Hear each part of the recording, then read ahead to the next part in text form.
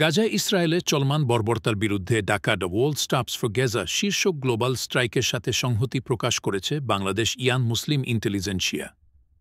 সোমবার ৭ এপ্রিল চট্টগ্রাম নগরের শোলশহর রেলস্টেশন চত্বরে সংগঠনটি প্রতিবাদ মিছিল এবং ফিলিস্তিনের নিপীড়িত জনগণের উদ্দেশ্য কবিতা পাঠের মাধ্যমে সংহতি কর্মসূচি পালন করে।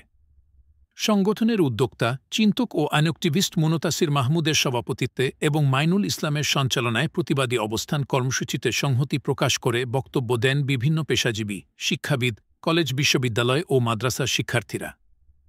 পেশাজীবী ও চিন্তক তৈয়বুল ইসলাম বলেন, ইসরায়েলি নগ্ন আগ্রাসন রুখে দিতে মানবতাবাদী মানুষের পাশাপাশি বৈশ্বিক সংগঠনগুলোকে দ্রুত পদক্ষেপ নিতে হবে।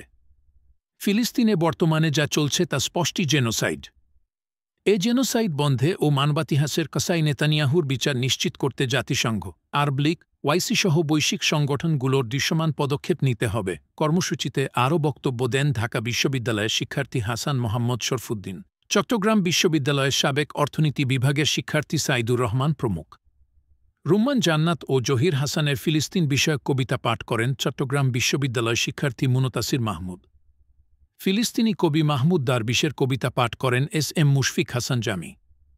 নাগরিক সমাবেশ ও কবিতা পাঠ শেষে একটি প্রতিবাদী মিছিল শোলশহর রেলস্টেশন থেকে শুরু হয়ে ২ নম্বর গেটের বিপ্লব উদ্যান হয়ে জমিয়তুল ফালাহ ময়দানে গিয়ে শেষ হয়। এই পথ জুড়ে সংগঠনের সদস্যরা স্লোগান ও সংহতির বার্তা বহন করে জনসাধারণের দৃষ্টি আকর্ষণ করেন।